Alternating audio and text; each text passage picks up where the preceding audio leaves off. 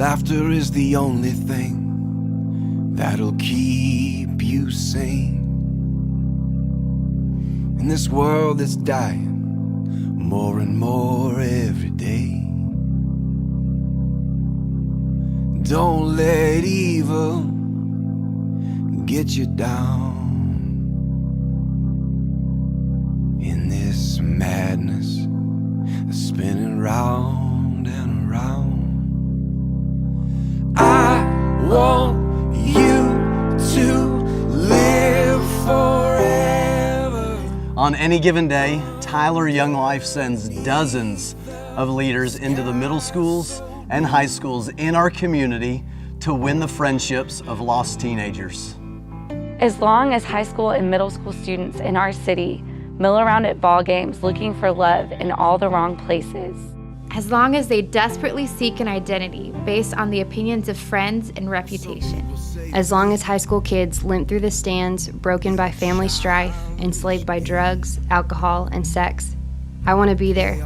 I want to be found there, not in the adult section where it's respectable, controlled, but right in the middle, where passions, vulgar and profane, blurt out obscenity, where arrogant and reckless facades hide wounded hearts filled with insecurity and fear.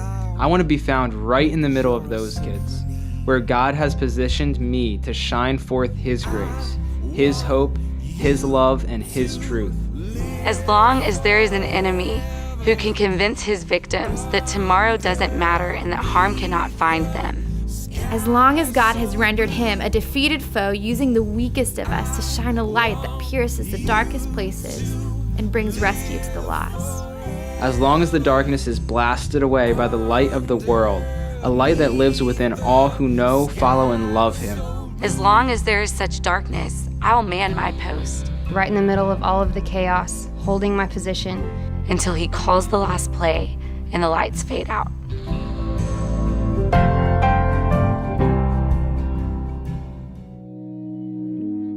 I first met Jordan at a Double Dave's Pizza in Tyler, Texas. The leader was Herbie Agan, and he was just a really fun guy. He modeled love, took an interest in me. I realized that there's something different about her, and I didn't know what. And getting to know Leah's heart, I realized that that joy that she radiated was the Holy Spirit. I told her everything, and there was no holding back, and she just scooped me up in her arms, and I realized that how much she loved me and how Jesus loved me, and how this was a friendship that I never wanted to let go of. No matter how far away I was or how much I ignored them or blew them off, they just kept coming at me and would not give up no matter where I was. He was just always super patient and very joyful about whatever was going on. Even if he had a rough day, you could tell, but he would do it in a joyful and patient way. We were in an indoor racket and jogging, going to play volleyball, and I showed up not in the condition to play, if you know what I mean. And I really thought what had happened is I had damaged my relationship with Judd. And it turns out he showed up at my house the next morning and he brought me some donuts and some chocolate milk and sat in the living room with me and all my sisters and my mom and just loved me. And that was as powerful a motivator to me, his friendship there, than almost anything I can remember. My life will never be the same. My life. My life. My life. My life. My life. My life. My life. My life will never be the same.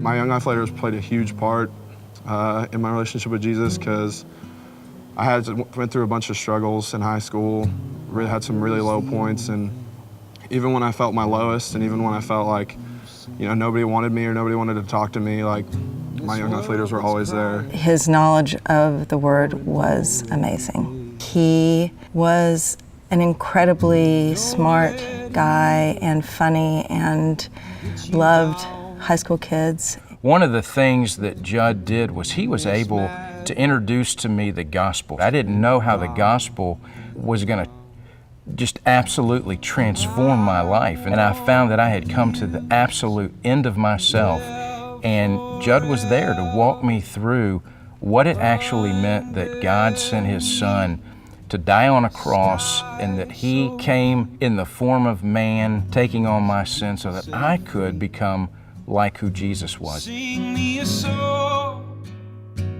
sing me a melody. My young life leader was Kevin Frazier. Leah Wackerly. Judd Jones. Jordan Batson. Craig Glickman. Herbie Agan. Tom Ramey. Or Ken and Shauna White. Thank you guys so much for giving your life away to get to hang out with me. I know it probably was rough at some times, and you're probably like super annoyed, but it means a lot. The sky so blue. Thank you for not giving up on me, and thank you for being persistent. And even whenever I didn't reciprocate my appreciation for you, you still continued to go after my heart and get to know me. You loved me, cared for me, and introduced me to Jesus, and it's changed my life, and I would thank you from the bottom of my heart. I don't think you realize the impact that you've had on so many lives, mine included. You're somebody that I can still go back to and talk to. I really appreciate just the role that you play in my life. So yeah, I just really love you. The way you pour into kids' lives, whether you realize it or not, like, it's so unbelievable. Because of you, Jesus saved my life.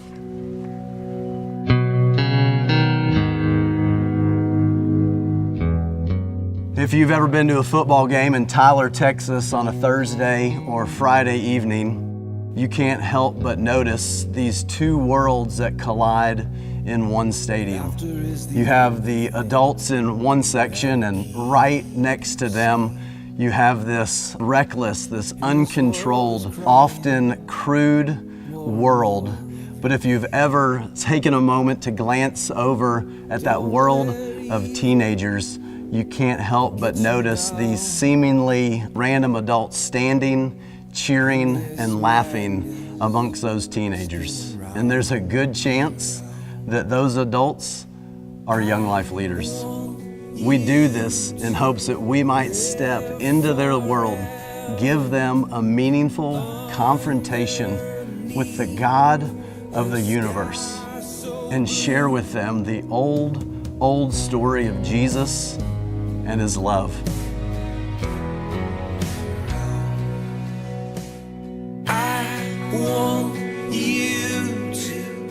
I would say that my relationship with Jesus now, because of Young Life, is more of a personal relationship. I wouldn't have a relationship with Jesus, I think, if I had never met Leah. Now I study at Texas A&M. I'm in leader training here through Young Life. Oh man, I want to be a Young Life leader because I want to be like Jordan and Tom, basically. I want to impact kids' lives the way they impacted mine, and I want to show them that, like, no matter where they are, like, Christ is going to meet you there, and I'll go meet them there. I was born and raised in Tyler, Texas. When I accepted Christ through Young Life, that was 44 years ago, and I've since become a missionary to China. Would I ever have seen myself as a pastor? Absolutely not. I had fallen way out of love with the church, and I will tell you, it was Young Life's ministry that God used to woo me back into the church. Young Life, I believe, is the reason that I know Jesus today.